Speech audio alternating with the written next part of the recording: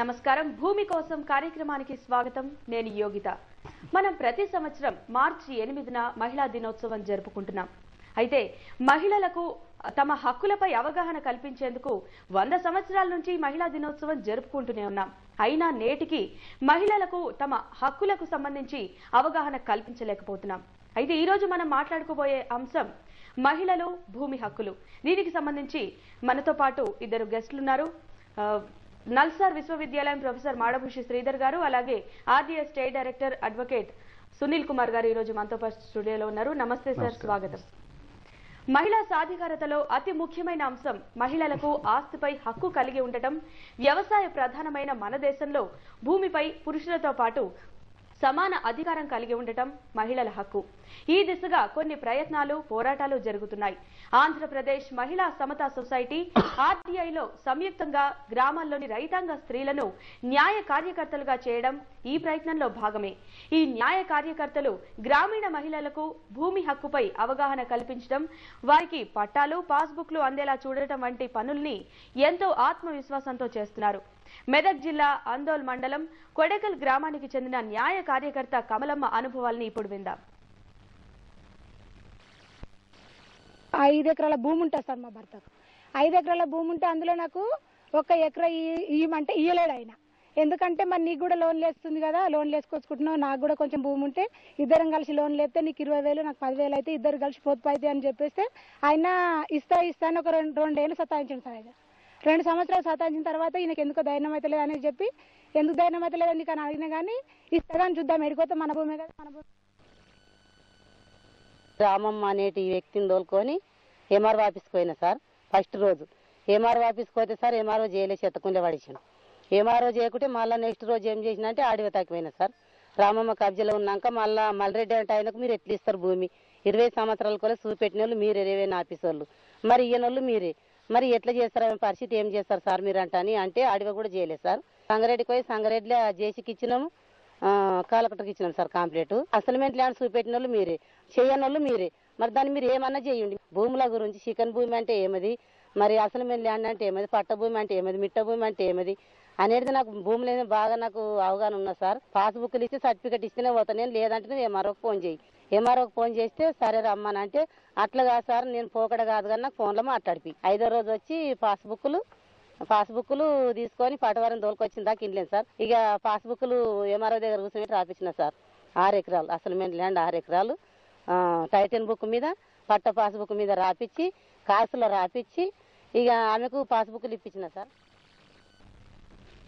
అవి కమలమ్మ అనుభవాలు ఇక భర్తతో పాటు సమానంగా పొలంలో పనిచేసిన రైతాంగ మహిళల పేరిట పట్టా మాత్రం ఉండదు అడిగితే నా పేరు మీదుంటే నీది కాదా అని భర్తలు అంటారే తప్ప మహిళల పేరిట పట్టాలు చేయరు చైతన్యం చట్టాలపై అవగాహన వచ్చిన మహిళలు కొందరు ఈ అసమానతను వ్యతిరేకించి భూమిపై హక్కును పొందుతున్నారు సంగిపేట గ్రామానికి చెందిన సత్యమ్మ అనుభవాల్ని భూమి కోసం గొంతెత్తిన మెదక్ జిల్లా మహిళల గానాన్ని ఇప్పుడు విందాం మా పాలెల్లో 1 ఎకరా భూమి అమ్ముతామని చెప్పేసి అమ్మిండ్రు వాళ్ళు ఎకరా భూమి అమ్మితే ఎకరా భూమి కొనుక్కున్నాం సార్ మేము ఎకరా భూమి కొనుక్కుంటే ఆ ఎకరా భూమిలో ఇప్పుడన్నా మరి నీ పైసలు నా పైసలు కలుస్తున్నాయి నువ్వు ఇస్తావా ఇప్పుడన్నానంటే సరే కొనుక్కుంటున్నాం కదా ఇద్దరి కష్టం కలుస్తుందని చేస్తాను నీ పేరు మీద అని అన్నాడు అని నా పేరు మీద చేసిండు ఆయన పటవారి దగ్గరికి వెళ్తే పటవారి 50 రూపాయలు ఇస్తే నీకు రికార్డు చూపిస్తే లేకపోతే నేను నాకు తెలియదమ్మా రేపు రాపు అని అన్నాడు 2 సార్లు పోతే అట్లనే అన్నాడు ఆయన అంటే ఇట్లా అట్లా అని ఎంఆర్ఓ ఆఫీస్కి పోయినా పోతే రికార్డు రూమ్ ఉంటాయి కదా సార్ అట్లా అంటే మేడంకి ఒకసారి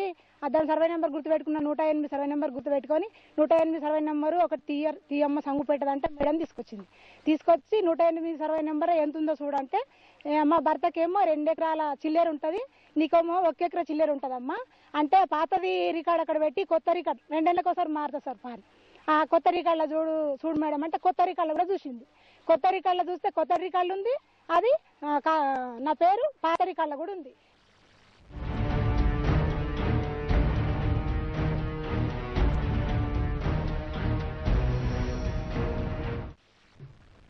సార్ 1956లో వచ్చినటువంటి హిందూ వారసత్వ చట్టం ఇప్పుడు మహిళలకు ఆ చట్టంపై ఏ మేరకు అవగాహన ఉందంటారు ఇప్పుడు మనం ఈ కమలమ్మ ఈ సత్యమ్మ మాటలు విన్న తర్వాత మనకు అర్థమయ్యేది ఏమిటంటే వాళ్లకు హక్కులున్న సంగతి ఎవరైనా చెప్తే తప్ప తెలియని పరిస్థితి ఉన్నది 1956లో తండ్రి ఆస్తిలో కూతుళ్ళకి కొడుకులతో పాటు సమానమైన హక్కులు ఇచ్చారు. ఆ విషయం తెలియదు. ఆ తర్వాత 1986లో ఎన్టీ రామారావు పరిపాలనలో ఉన్నప్పుడు ఆంధ్రప్రదేశ్ మేరకు హిందూ వారసత్వ చట్టాన్ని సవరించి మహిళలకి తాతల ఆస్తిలో కూడా సమాన హక్కులు ఇచ్చారు. ఆ విషయం కూడా చాలా మందికి తెలియదు. 2005లో యూపీఏ ప్రభుత్వం కూడా ఇటువంటి చట్టాన్ని దేశవ్యాప్తంగా తీసుకొచ్చి హిందూ వారసత్వ చట్టాన్ని సవరించి తాతల ఆస్తిలో తండ్రి ఆస్తిలో అన్ని రకాలుగా కొడుకులతో కూతుళ్ళకి సమానమైన వాటా కల్పించాలని చెప్పారు. అయినా చాలా మందికి అవగాహన లేదు. వాటి గురించి తెలియజేయడం కోసం ఇప్పుడు ఇటువంటి కార్యక్రమాలని మనం చేస్తున్నాం. అయితే ఇప్పుడు సత్యమ్మ కమలమ్మ చెప్పిన అంశాలు మనం కనుక జాగ్రత్తగా ఆలోచిస్తే మనకు అర్థమయ్యేది ఏమిటంటే, అక్కడ ఒక మహిళా కార్యకర్తలను న్యాయ కార్యకర్తలుగా అంటే పారాలీగల్ వర్కర్స్గా తయారు చేసి ఆ చట్టాల్లో ఇచ్చిన హక్కుల గురించి మహిళలకు అవగాహన కల్పించేట్టుగా వాళ్ళని తీర్చిదిద్ది వారి సహాయంతో ఎవరికైతే పట్టాలు లేవో ఆ పట్టాలని కల్పించడానికి ఇప్పించడానికి కృషి జరుగుతున్నదన్నమాట. దాని ఫలితాన్ని మనం ఈ ఇద్దరి మాటల్లో మనం ఇవాళ గమనించాం. ఇటువంటి కృషి చేయడానికి ఆర్డీఐ, నల్సార్ యూనివర్సిటీ లాంటి సంస్థలు ఈ అవగాహన పెంచే ప్రయత్నాలు చేస్తున్నాయి.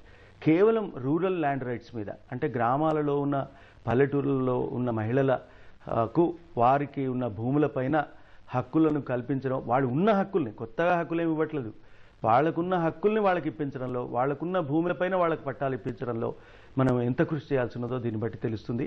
ఈ అవగాహన రాహిత్యాన్ని, చైతన్యం లేకపోవడాన్ని మనం గమనించాలి. ఈ చైతన్యాన్ని కల్పిస్తూనే ఉండాలి. వాళ్ళకి హక్కులున్న విషయాన్ని, ఆ హక్కులను పట్టా రూపంలో మార్చుకునే విషయాన్ని మనం కల్పించాలి, మనం వాళ్ళకి చెప్పించాలి. అయితే ఇందులో గ్రామీణ ప్రాంతాల్లో ఉన్న మహిళలందరికీ కూడా అసలు ఈ చట్టాల పైన కానీ ఏది అవగాహన లేదు ఆస్తి హక్కులకు సంబంధించి. మరి వారికి ఏ విధమైనటువంటి అవగాహన అవసరం? ఎందుకంటే భర్తలు కూడా నమ్మబలుగుతున్నారు, అంటే నా పేరు మీద ఉంటే నీది కాదా అనేటువంటి ధోరణి ఉంది. సో దీనికి సంబంధించి ఎటువంటి ఖచ్చితంగా కాదు. నా పేరు మీద ఉంటే నీది కాదు, నా పేరు మీద ఉంటే నాదే. చట్టం కూడా అదే చెప్తుంది. పేరు మీద ఎందుకు పెడతారు లేకపోతే? చట్టపరంగా ఎటువంటి అవగాహన అవసరం? అయితే వాళ్ళకి ఈ ఉత్తమ మాటలు నమ్మకూడదు. ఎవరు నిజంగా టైటిల్ ఎవరికి ఉంటే వాళ్ళదే భూమి. అసలు అది హక్కుల పత్రం అంటే ఏమిటండి? ఆ హక్కు పత్రం అంటే నీకు ఈ భూమి ఉందమ్మా, ఈ భూమి ఇక్కడ ఉంది, దీనిపైన నీకు సర్వ హక్కులు ఉన్నాయని చెప్పడమే హక్కు పత్రం యొక్క లక్ష్యం. పట్టేదారి పాస్ పుస్తకైనా ఇంకేమైనా రికార్డులో ఈ పేరుందా లేదా చూసుకోండి. ఇప్పుడు ఆమె చెప్తున్నది కొత్త రికార్డులో లేదు, పాత రికార్డులో ఉంది. అంటే కొత్త రికార్డులో లేదంటే పాత రికార్డులో ఉంటే ఉన్నట్టే కదమ్మా అంటే ఏమన్నట్టు? దానికి అర్థం లేని మాట అది. కాబట్టి ఆమెకి సర్వ హక్కులు ఆమెకున్న ఆస్తి పైన కల్పించాలంటే ఆ హక్కులు ఎక్కడున్నాయో చెప్పాలి. ఆ చెప్పడానికే ఇటువంటి కార్యకర్తలు, ఆర్డీఐ లాంటి కార్యకర్తలు పనిచేస్తున్నారు. అయితే ఇందులో కొత్తగా మనం చెప్పాల్సిన అంశం ఏంటంటే, మహిళలకు కౌలుదారి హక్కులు కూడా కల్పించాలనే విషయంలో ఒక కొత్త చట్టం చేసింది. ఆ చట్టం గురించి సునీల్ కుమార్ గారు చెప్పండి. ఇప్పుడు అంటే ఆ కౌలుదారి చట్టం చెప్పే ముందు ఇంకొక పాయింట్ కూడా చెప్పాలి. అంటే భూమి హక్కుల గురించి మీరు మాట్లాడుతున్నారు కాబట్టి, ఆడవాళ్ళ అవగాహన గురించి మాట్లాడుతున్నారు కాబట్టి, ఒకటేమో మహిళలకి అవగాహన పెంచి తద్వారా వాళ్ళ హక్కులు వాళ్ళు డిమాండ్ చేసుకున్నట్టుగా చేయడం అనేది ఒక పద్ధతి. రెండోది ప్రభుత్వం కూడా తన ఇనిషియేటివ్స్ ద్వారా కంపల్సరీగా ఈ భూములు వాళ్ళ పేరు ఉండేట్టుగా చేయడానికి దానికి ఒక 2 మంచి ప్రయత్నాలు ఆల్రెడీ జరిగాయి. 1984లోనే ప్రభుత్వం ఒక జీవో ఇష్యూ చేస్తూ ఇప్పటి నుంచి ప్రభుత్వం పేదవాళ్ళకి ఇచ్చే భూములన్నీ కూడా, అది ఇంటి స్థలాలు కావచ్చు, వ్యవసాయ భూములు కావచ్చు, ఆడవాళ్ళ పేరు మీదనే ఇవ్వాలి అని ఆర్డర్ తీసుకొచ్చారు. 84 నుంచి గత 20-25 సంవత్సరాలుగా ప్రభుత్వం తాను ఇస్తున్న భూములన్నీ కూడా మహిళల పేరు మీద ఇస్తుంది. తద్వారా మహిళల యొక్క భూమి హక్కులు పెరుగుతాయనే ఉద్దేశం. రెండోది వారసత్వంగా భూములు రావాలి మహిళలకి. కానీ దాని మీద అవగాహన లేదు. కుటుంబాల నుంచి కూడా కొంచెం ఒత్తిడి ఉంటుంది, వాళ్ళు అడగాలంటే కూడా ఇబ్బంది పడుతున్నారు. ఇలాంటి చట్టాల మీద అవగాహన పెరగాల్సింది. మూడో అంశం ఏంటంటే, ఇప్పుడు మీరు చెప్పినట్లుగా మహిళలకి ఇంకే విధంగా భూములు ఇచ్చే అవకాశాలు ఉన్నాయి. ఒకటి వారసత్వంగా వచ్చే భూములు, వారసత్వ చట్టం ఒకటి. రెండోది ప్రభుత్వం ఇచ్చిన అసైన్మెంట్ భూములు, అది ఎలాగో ప్రభుత్వం జీవో ఇచ్చింది కాబట్టి మీరు అడిగినా అడగకపోయినా వాళ్ళ పేరు మీద వస్తుంది. మూడోది ఏంటంటే, ఈ రోజున మన రాష్ట్రంలో చూస్తున్నది ప్రతి గ్రామంలో 40-50%, కొన్ని చోట్ల 70% మంది రైతులు కౌలు రైతులే. అంటే సొంతంగా భూమి చేసుకోవట్లా. పేదవాళ్ళు అనేవాళ్ళు వాళ్ళ భూములు కౌలుకు తీసుకొని చేసుకుంటున్నారు. కానీ ప్రస్తుతం ఉన్న కౌలు చట్టాల ద్వారా ఏవైతే ఉన్నాయో, తెలంగాణలో ఒక కౌలు చట్టం ఉంది, ఆంధ్రాలో ఒక కౌలుదారి చట్టం ఉంది. ఆ చట్టాల ద్వారా పేదవాళ్ళు కానీ మహిళలు కానీ కౌలు తీసుకోవాలంటే చాలా ఇబ్బందులు ఉన్నాయి. వాటిని అధిగమించడం కోసం ప్రభుత్వం ఈ రోజున ఒక కొత్త చట్టాన్ని తీసుకురావడం జరిగింది.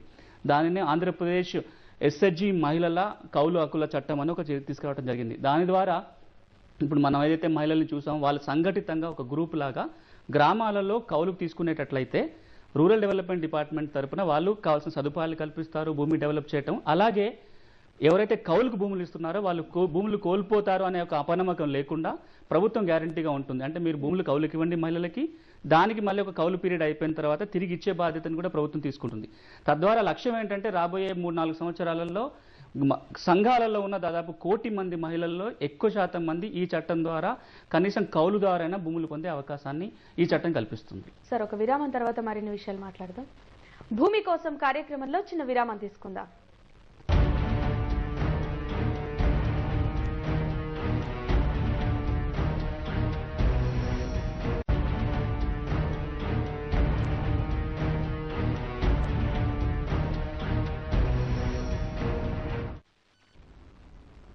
భూమి కోసం కార్యక్రమానికి తిరిగి స్వాగతం. చాలా మంది మహిళలు, న్యాయ కార్యకర్తలు తమ భూమి హక్కుల కోసం ఎన్నో పోరాటాలు చేస్తున్నారు. ఇప్పుడు మెదక్ జిల్లా మహిళలు తమ గానంతో భూమి హక్కులు ఎలా పొందాలో ప్రజలకు వివరిస్తున్నారు. ఆ గానం విందాం.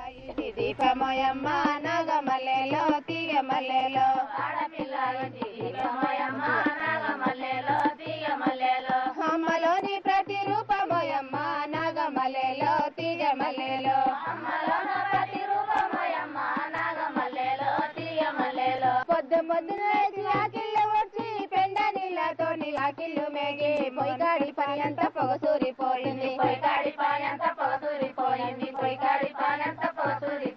నాగెట్టి సాళ్ళల్లో మంగి నాటేస్తుంది, మగనితో పాటు కోతగొస్తుంది. కొడవల ఈ పంట సుగ్గి చేస్తున్నాయి,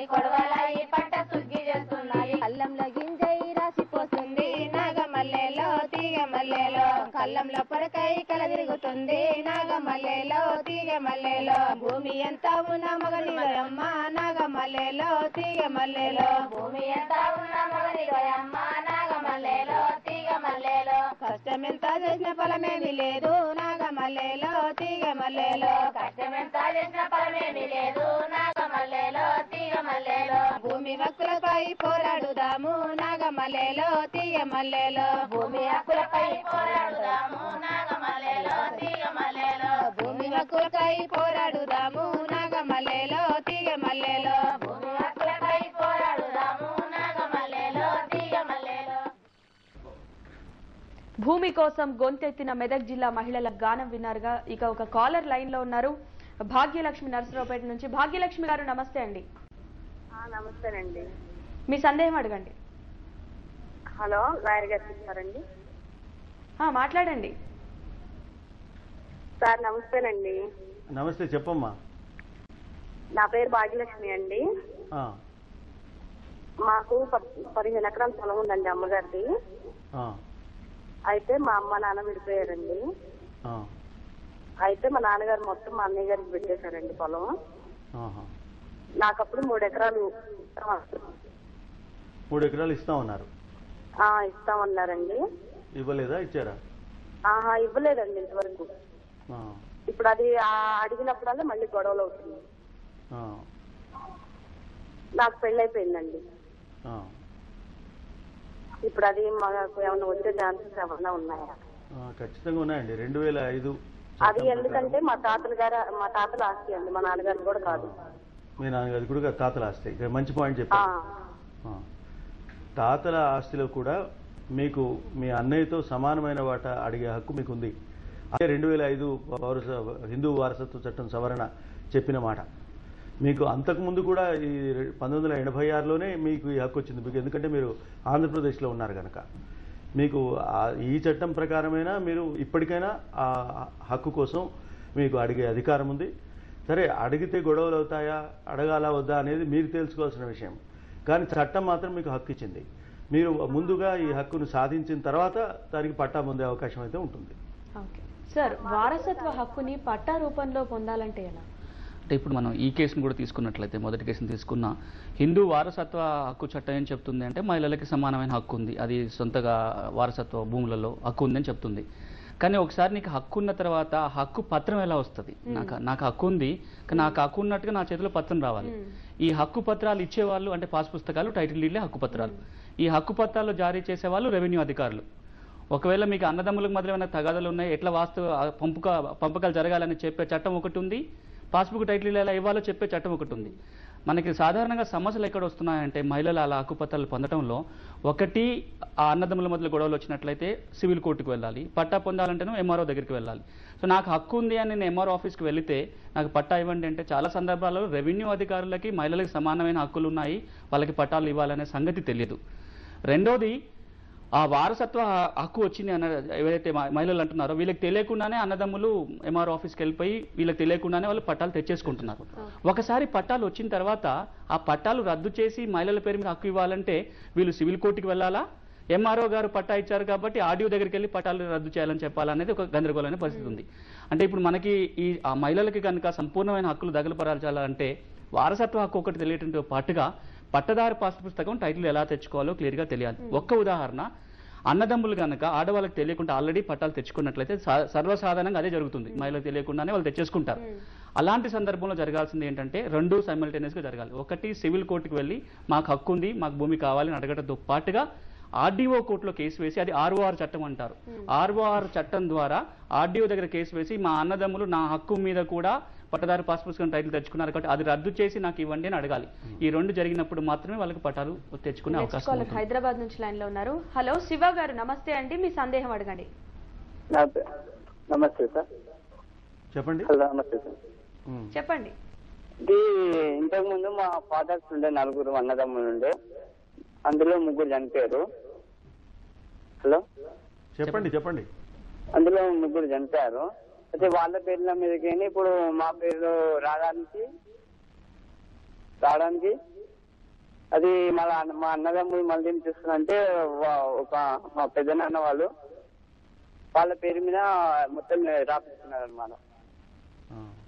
ఒకళ్ళ పేరు మీద రాపించుకున్నారు. ఎక్కడ హలో ఎక్కడ మీకు ఆర్డీఓ ఆఫీస్ లో రాయించుకున్నారా లేకపోతే రిజిస్ట్రేషన్ ఆఫీస్ లో రాయించుకున్నారా? ఎక్కడ రాయించుకున్నారు? అది మాకు తెలియకుండా మా పెద్దమ్మ తెలిసిన వాళ్ళ ద్వారా చేయించుకుందా ఆమె పేరు మీద. ఎక్కడ భూమి ఇది మీది? ఇది జానకంపల్లి అని గ్రామం. ఇది జానకంపల్లి వ్యవసాయ భూమి అది? వ్యవసాయ భూమి. అంటే మీ పెదనాన్న వాళ్ళు పట్టా తెచ్చుకున్నారా, పాస్ పుస్తకం టైటిల్ తెచ్చుకున్నారా ఈ భూమికి సంబంధించి? తెచ్చుకున్నాను అనుకుంటా. ఒక అది పాస్బుక్ లో మొత్తం ఏమంటారు రాపించుకున్నారు అనమాట. పాస్బుక్ లో రాయించుకున్నారు. అంటే ఇప్పుడు మీరు ఒక పని చేయండి, అసలు అది వాళ్ళు రాయించుకున్నారా లేదా అనేది తెలియదు. ఇప్పుడు ఈ భూమికి సంబంధించి ఆ గ్రామంలో పహానీ చూడండి ఒకసారి. పహానీలో ఆ భూమికి సంబంధించి మీ పేర్లు వస్తున్నాయా, మీ పెదనాన్న వాళ్ళ పేర్లు వస్తున్నాయా, ఎవరి పేర్లు వస్తున్నాయా? రెండవది ఆ 1B రిజిస్టర్ అని ఎంఆర్ఓ ఆఫీస్లో దొరుకుతుంది, మీరు వెళ్ళి అప్లై చేసుకున్నట్లయితే 1B రిజిస్టర్ నకలిస్తారు. అందులో కనుక మీ పేర్లు కాకుండా మీ పెదనాన్న పేర్లు వచ్చినట్లయితే మీకు హక్కు ఉంది కాబట్టి మీరు ఆర్డీఓ కోర్టులో కేసు వేయొచ్చు. వాళ్ళకి పట్టాలు ఇవ్వటం చెల్లదు, ఎందుకంటే మీకు హక్కు ఉంది కాబట్టి వాళ్ళది రద్దు చేసి మీకు ఇవ్వమని అడిగే అవకాశం ఉంటుంది. మీరు ఆర్డీఓ దగ్గరికి వెళ్ళొచ్చు ఆ సమస్యకు సంబంధించి. ఇప్పుడు చట్టం ప్రకారం వాటాలో భార్య వారసురాల కాదా అనేది ఒక విరామం తర్వాత మనం మాట్లాడదాం. సరే, భూమి కోసం కార్యక్రమంలో మరో చిన్న విరామం తీసుకుందాం.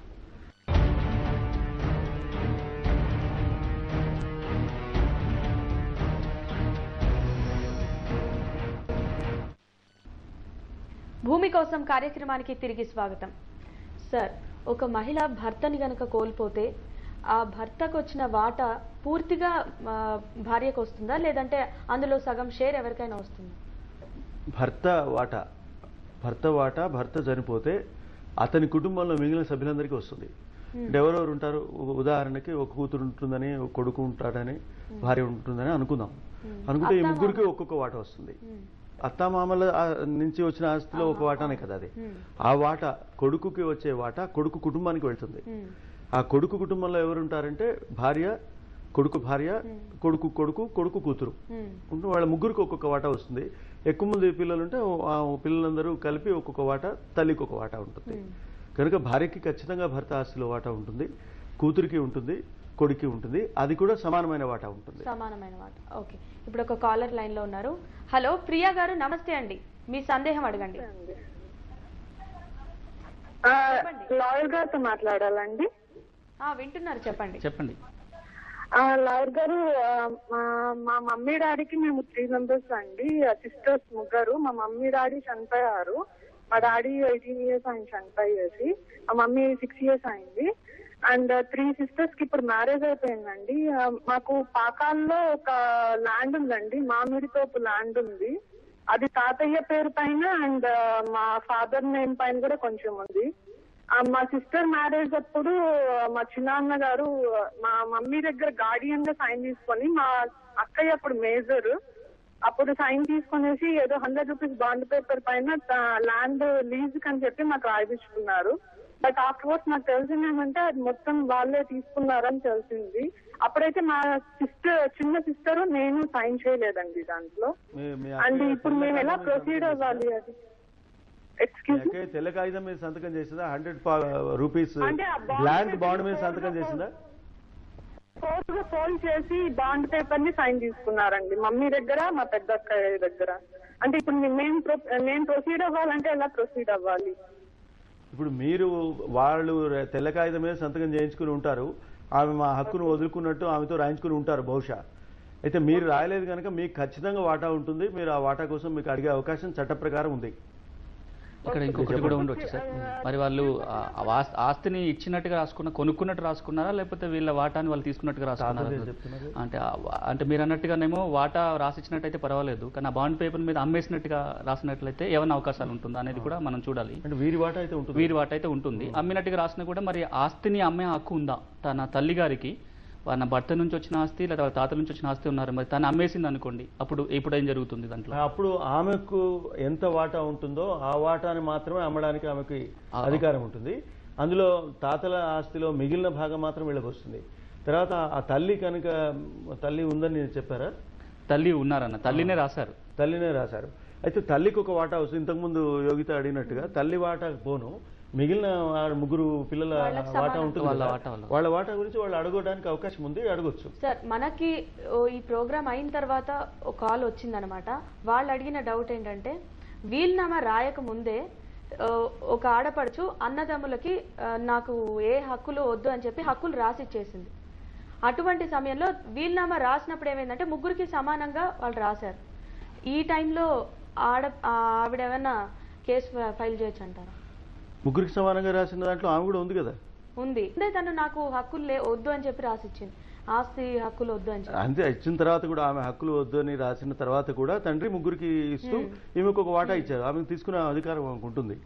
తీసుకున్న తర్వాత నాకు వద్దు మా చెల్లెళ్ళకి ఇస్తానని ఆమె అనుకుంటే ఇచ్చినప్పుడు అలా ఏముండదు. వీలునామా ప్రకారం వెళుతుంది ఆస్తి. ఆ వీలునామాలో ఈమెకు సమానమైన వాటా ఉంటే ఆమె సమాన వాటా తీసుకోవచ్చు. ఆ తీసుకున్న తర్వాత ఆమె ఎవరికైనా ఇవ్వదలుచుకున్నా లేదా తీసుకోను అని ఆమె రాయదలుచుకున్నా అది వేరే విషయం, ఆమె స్వేచ్ఛకు సంబంధించిన విషయం అది. కాబట్టి అది వీలునామా ప్రకారమే వెళ్తుంది ఆస్తి. ఇక్కడ ఇంకోటి గమనించాల్సిన విషయం ఏమిటంటే, హిందూ వారసత్వ చట్టం ప్రకారము ఆస్తి సంక్రమణ ఎప్పుడు జరుగుతుందంటే, అతను ఆస్తి సొంతదారు వీలునామా ద్వారా తన ఆస్తిని ఇంకెవరికైనా పంచకపోయి ఉంటే ఇది హిందూ వారసత్వ చట్టం ప్రకారం తండ్రి ఆస్తి పంపిణీ జరుగుతుంది. తాత ఆస్తి అయితే తండ్రి కూడా వీలునామా ద్వారా కూడా ఇంకొకరికి పంచడానికి వీలుండదు. తాతల ఆస్తి ఖచ్చితంగా కొడుకులకి మనమలకి వెళుతుందన్నమాట. అయితే తను సొంతంగా సంపాదించిన ఆస్తి మాత్రం వీలునామా ద్వారా ఎవరికైనా ఆయన ఇచ్చేస్తే వారసత్వ చట్టం ప్రకారము పిల్లలకి ఏం ఆస్తి రాదు. కానీ తాతల ద్వారా వచ్చిన ఆస్తిని ఆయన వీలునామా ద్వారా ఇవ్వడానికి వీలుండదు.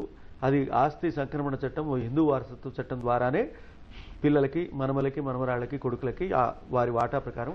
ఇంకొక ముఖ్యమైన విషయం ఏంటంటే, వీలునామా అనేది ఫైనల్ గా ఒకేసారి రాస్తారా లేదంటే చేంజబుల్లా? ఇప్పుడు వీలునామా రాసిన తర్వాత ఆయన మళ్ళీ మనసు మార్చుకొని మరో వీలునామా రాస్తే అవకాశం ఉంది, రాయవచ్చు. అయితే చివరి వీలునామాను ఫైనల్ వీలునామాగా పరిగణిస్తారు. అంటే ఆయన చనిపోవడానికి దగ్గరలో రాసిన వీలునామానే తుది వీలునామాగా పరిగణిస్తారు. అది అంతకుముందున్న వీలునామాలను కొట్టేస్తుంది. ఇక దత్తత తీసుకున్న కూతురు కూడా ఆస్తి హక్కు ఉందా లేదా ఒక విరామం తర్వాత మాట్లాడదాం సార్. భూమి కోసం కార్యక్రమంలో మరో చిన్న విరామం తీసుకుందాం.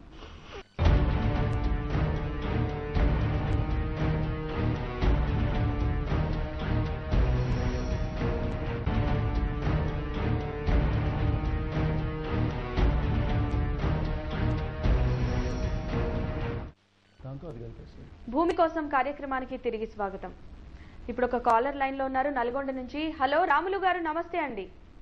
నమస్కారం సార్. నమస్కారం మేడం. మీ సందేహం అడగండి.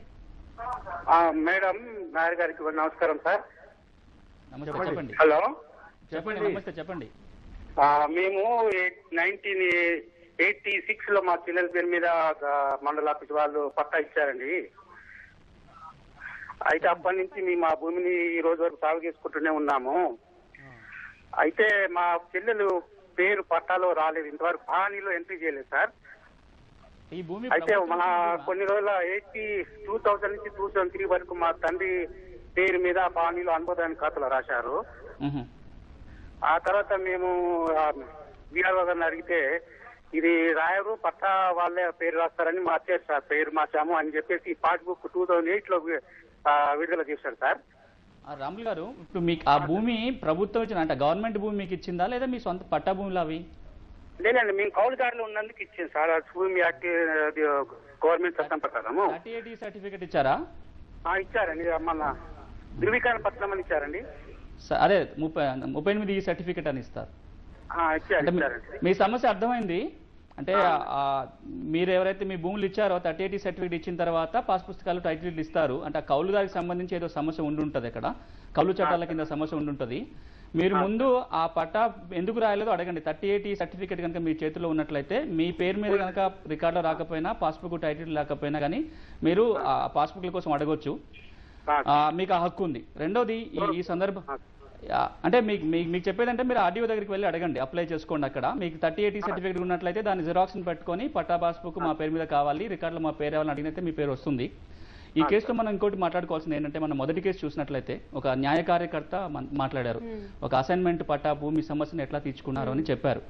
ఇలాంటి సమస్యలు ఇప్పుడు తనైతే రాములు గారు మాట్లాడుతున్నారో, ఇలాంటి రాములు గారు లాంటి వాళ్ళు లేకపోతే భూమి సమస్యలు ఉన్న వాళ్ళు మన రాష్ట్రంలో కొన్ని కోట్ల మంది ఉండుంటారు. గ్రామీణ ప్రాంతాలలో 20% గ్రామీణ ప్రాంతంలో ఉన్న భూమికి ఏదో ఒక సమస్య ఉంది. అంటే రాములు గారు చెప్పినట్టు సమస్యలు కావచ్చు, భూమి ఇచ్చారు పట్టా లేదు, పట్టా ఉంది భూమి లేదు, లేకపోతే రికార్డులో పేర్లు లేదు, ఇలాంటి రకరకాల సమస్యలు ఉన్నాయి. వాళ్ళది తీర్చుకోలేకపోతున్నారు, రకరకాల కారణాలు. అందులో ముఖ్యమైనవి చట్టాల మీద అవగాహన లేకపోవడం. మనం అదే ప్రయత్నం చేస్తున్నాం చట్టాల మీద అవగాహన కల్పించడానికి. రెండోది, ఆ వ్యక్తిని ఆ ఎంఆర్ఓ దగ్గరకో ఆర్డీఓ దగ్గరకో కోర్టుకో తీసుకెళ్ళగలిగి ఒక ఫెసిలిటేటర్ కావాలంటే ఒక లాయర్ లాంటి వారు కావాలి.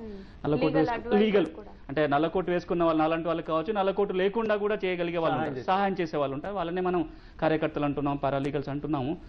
మహిళల విషయానికి వచ్చినట్లయితే ఆ పాత్రను వాళ్ళు అమోఘంగా పోషిస్తున్నారు. ఆ నల్లకోటు లేకపోయినా అభినందించే ప్రయత్నం. నేను ఆ మహిళలతో ఒకసారి మాట్లాడడం జరిగింది మెదక్ జిల్లాలో వెళ్ళినప్పుడు.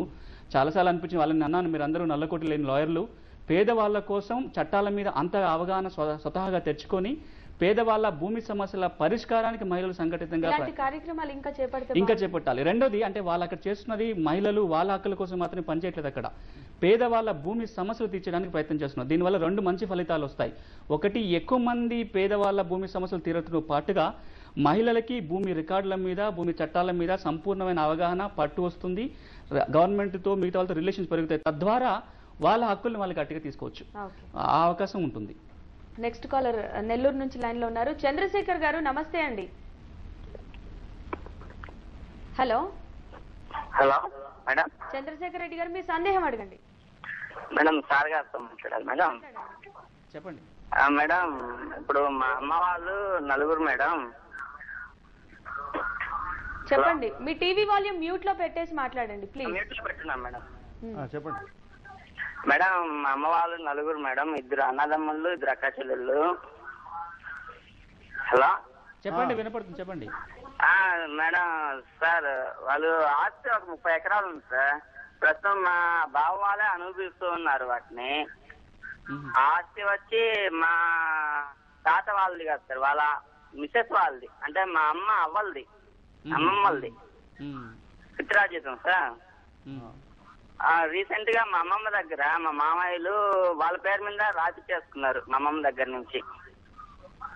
దాంట్లో ఇప్పుడు మాకు మా అమ్మ వాళ్ళకి మా పిన్ని వాళ్ళకి సమాన హక్కు వస్తుందా? మీ అమ్మమ్మ వాళ్ళకి వాళ్ళు సంపాదించుకున్న భూమి, వాళ్ళకి ఇంకెక్కడి నుంచైనా వచ్చిందా ఆ భూమి? వాళ్ళ అమ్మమ్మ దగ్గర నుంచి వారసత్వంగా వచ్చిన భూమి. అంటే అది వారసత్వంగా వచ్చిన భూమి మీకు తప్పకుండా, ఇప్పుడు శ్రీధర్ సార్ ఇంతకుముందు కూడా చెప్పారు, చాలాసార్లు లాస్ట్లో ఇప్పుడు కూడా చెప్పారు, వారసత్వంగా వచ్చిన భూమి కాబట్టి తప్పకుండా మీకు హక్కు ఉంటుంది అడగడానికి. అలా అడిగి తర్వాత అంటే మీరు కోర్టుకు వెళ్ళాల్సి వస్తుంది. ఆల్రెడీ వాళ్ళకి పట్టాలు పాస్బుక్లు అన్ని ఇచ్చేసి ఉంటారు కాబట్టి మీరు కోర్టుకు వెళ్ళి మాకు వాటా ఉందని నిరూపించుకొని ఎంఆర్ఓ దగ్గరికి వెళ్తే ఎంఆర్ఓ గారు వాళ్ళ పేరు మీద పాస్బుక్లు టైటిల్ ఇవ్వడానికి ఉంటుంది. ఇంకొక చిన్న మాట చెప్పాడు ఆయన, వాళ్ళ మామతో ఆయన రాయించేసుకున్నాడు, మామ వీళ్ళ అమ్మతో రాయించేసుకున్నాడు, ఒక పత్రం రాయించుకున్నాడు. అంటే అది ఏం రాయించుకున్నాడు, ఆమెకు చెందిన వాటాను గనక ఆయన రాయించుకుంటే ఆమె అట్లా రాయడానికి వీలుంటుందా లేదా అనే సమస్య కూడా ఇందులో ఉంది. సార్, దత్తత తీసుకున్న కూతురికి కూడా ఆస్తి హక్కు ఉంటుంది. ఇప్పుడు సార్ చెప్పింది ఇది చాలా ముఖ్యమైన సమస్య మనం మాట్లాడుకోవాల్సింది ఏంటంటే చాలా సందర్భాల్లో మగవాళ్ళు ఆడవాళ్ళ పేరు మీద ఇట్లా మా హక్కులు అవసరం లేదు సరెండర్ చేస్తున్నామని కాగితాల మీద రాయించుకుంటున్నారు, ఎంఆర్ఓ దగ్గర సబ్మిట్ చేసేసి పట్టాలు తెచ్చుకుంటున్నారు. వీళ్ళకి ఒకసారి తెలిసిన తర్వాత ఇప్పుడు మళ్ళీ మేము అలా రాయలేదు లేకపోతే మాకు తెలియదు అని ఛాలెంజ్ చేసి మళ్ళీ హక్కులు తెచ్చుకునే అవకాశం ఉందా? నాకు తెలిసి అయితే తప్పకుండా వాళ్ళు ఏదైతే సరెండర్ చేసామంటున్నారో వాళ్ళకి తెలియకుండా చేసినా లేకపోతే ఫోర్స్ఫుల్ గా చేసినా సరే దాన్ని ఛాలెంజ్ చేసి మళ్ళీ వాటా అడిగే హక్కు ఉంటుంది. ఇంకొకటి ఒక మాట, ఈ కూతుళ్ళకి చెందవలసిన వాటాని కూడా తల్లి ఇంకెవరికో దత్తం చేయడానికి వీలుండదు. ఇది రాసి ఇవ్వడం ద్వారా కూడా రాయడానికి సరెండర్ చేయడానికి కూడా వీలుండదు. ఎందుకంటే అది వాళ్ళకి వాళ్ళ అమ్మమ్మలు అవ్వల నుంచి వచ్చిన ఆస్తి కనుక ఆమె దానిపైన ఆమె వాటా పైన ఆమెకు పూర్తి హక్కు ఉంటుంది, కానీ కూతుళ్ళ వాటా పైన ఆమెకు హక్కు ఉండదు. పితరార్జితంలో తండ్రికి లేనట్టే కనుక ఆ పార్ట్ని కూడా వాళ్ళకి ఇచ్చారో లేదో చూసి ఒకవేళ ఇచ్చుంటే అది చెల్లదని ఈ కూతుళ్ళు వాదించే అవకాశం ఉంది. Okay, thank you sir, thank you so much. So ఈరోజు మహిళలు భూమి హక్కులు ఎలా పొందాలో ఇవాల్టి అంశంలో తెలుసుకున్నాం కదా. ఇది ఇవాల్టి భూమి కోసం కార్యక్రమం. నమస్తే.